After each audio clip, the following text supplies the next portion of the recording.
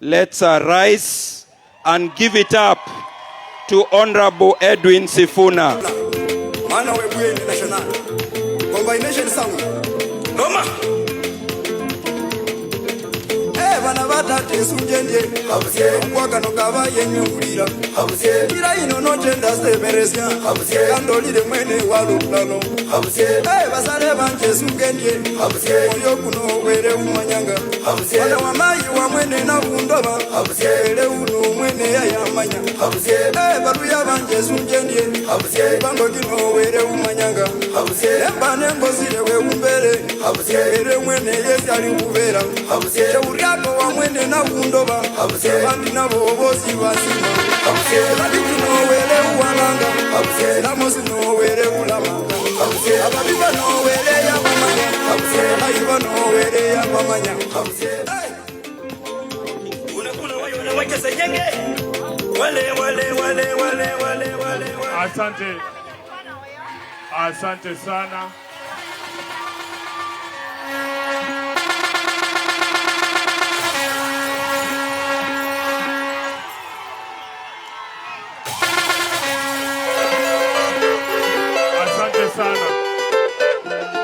Asante DJ.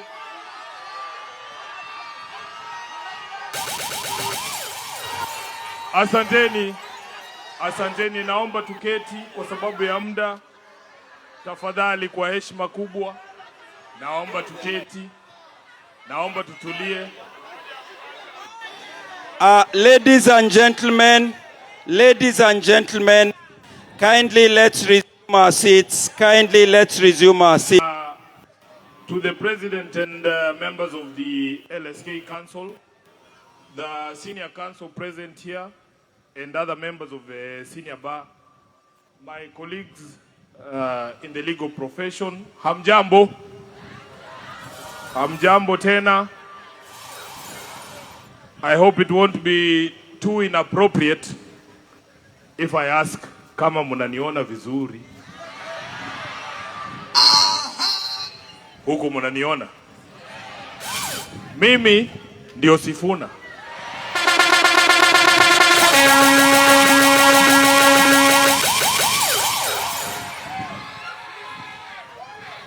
I managed to drag my wife to this event. My lovely wife, Didi, is here.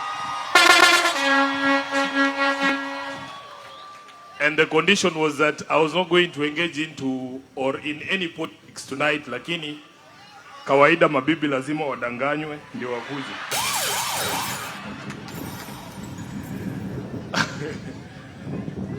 I also want to recognize members of my class from the University of Nairobi. Wako wengi sana hapa. Wamejaza meza ya VIP. Mheshimiwa Rais, naomba unisamee. I am extremely humbled that you have extended this great honor to be your chief guest at this year's annual conference. I want to confirm that this is my first time in that capacity, if you don't count Harambes. When I was admitted to the bar in 2008, I did not think that in a short span of 18 years, I would be standing on this stage addressing such a distinguished crowd as chief guest. I have seen people online saying, Nikama LSK has run out of chief guests. Siku hizi, they just invite anyone. But the theme of this year's conference is business unusual. Legal practice in the era of AI.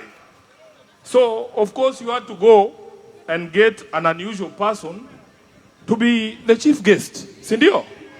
Mujipigie makofi. I want to thank President Kanjama and your council for the great work you have put into this conference. I have had the opportunity to sit in some very interesting sessions in the time that I have been here. When the president of the East Africa Law Society, Ramadan Abubakar, made his presentation and disclosed that the ELS had been gifted a 10-acre piece of land, the person I was seated next to aliniambia tuchukue tu kama mtungi ya gas.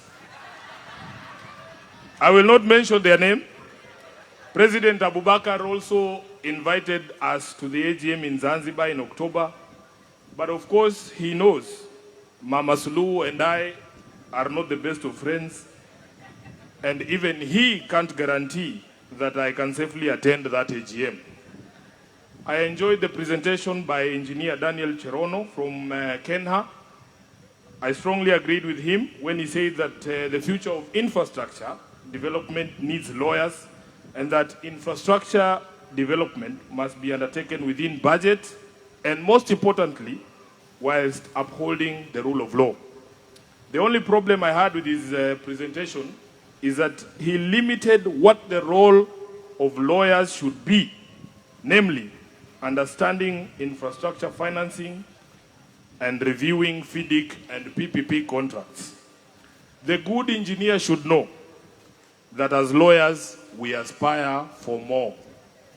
Those who have followed my politics know my position is that development must be undertaken in a constitutional context. I have argued that roads and stadia are nice, but the constitutional values of human rights, democracy, freedom, rule of law, equality, and social justice are a higher priority. Everything must be done within the framework of those 6 values. Increasingly, as I move around the country, I hear Kenyans telling me that ours is a software problem and not a hardware problem. Now, Kenya has had 5 presidents. Kenyatta 1 was, what was Kenyatta 1? I don't quite recall, but I hear he did anthropology at the London School of Economics. Moi was a teacher, we all know that, sindio? Kibaki was an economist. Uhuru, I hear, studied political science and economics, although they just call him my sponsor these days. William is a botanist, which, for your information, is my favorite brand of gin. So, I am asking myself, if indeed what Kenyans are telling me is right, that we have a software problem, that we need to retrace our steps back to constitutionalism and the rule of law, that they want a government that respects human rights and human life, and that highways and stadia must be built at cost and in compliance with the rule of law, who better to give the job than a member of this noble profession? So, Engineer Cherono, we are sending you with a message to your fellow engineers. It's time for lawyers to be in charge of the country, not just reviewing FIDIC and PPP contracts. Ours is a software problem that only true believers in constitutionalism and the rule of law can fix. After that, we will call you to build the Mombasa Gate Bridge over that Likoni Channel. As I conclude, let me speak to the sub-theme of the conference, which is of particular interest to me as a political leader in this country, and especially as we approach the 2027 general election, the perennial question of electoral justice in Kenya.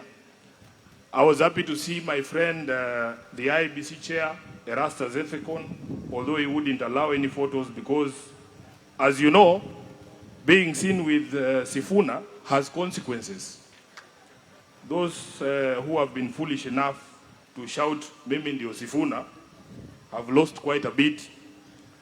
Just ask the senator for Vihiga, the Honorable Osotsi, who was removed as deputy party leader of ODM and as chair of the County Public Investments Committee in the Senate. You ask the Honorable Wamboka, who was removed as chair of he was the chair of the Public Accounts Committee in the National Assembly. Ask the Honorable Perpetuum Ponjiwa, who was removed as the chair of the Education Committee in the Nairobi County City Assembly, for attending my rally in Taita Taveta. So, for those of you who are eager for a photo with me, be very careful. That photo might cost you quite a bit. But Chair Ethekon, I have gradually come to accept the responsibility or the weight of expectation on my shoulders, but I suspect that you and your commission bear an even greater burden. You have to deliver a free, fair, verifiable election as required by our constitution. There are no two ways about it. I saw him quite exasperated with some of the questions that came from the members during his session. I can assure him that Bomas will be 1,000 times hotter. The pressure, as they say, only increases from now on. We want you to get the procurement of technology and ballot papers right. To do this, you must carry all stakeholders along throughout the process. We want technology from a reputable company and from a country that holds its companies accountable for their foreign practices. Hiyo tu, the rest mutuachie sisi tutafanya. Kuingiza hawa mawakili box haitatushinda. After all, you all swore an oath to uphold and defend the Constitution, and a campaign that promises to pull the country back to our constitutional values should be the easiest to sell to a crowd like this. I appeal to all members of the LSK to help us on this one. We need your support, and I am asking for your support as the bar. This is your cause. I am hoping that you will come along with us. If all goes well, we will reconvene here next year, not for an annual conference, but for a state function.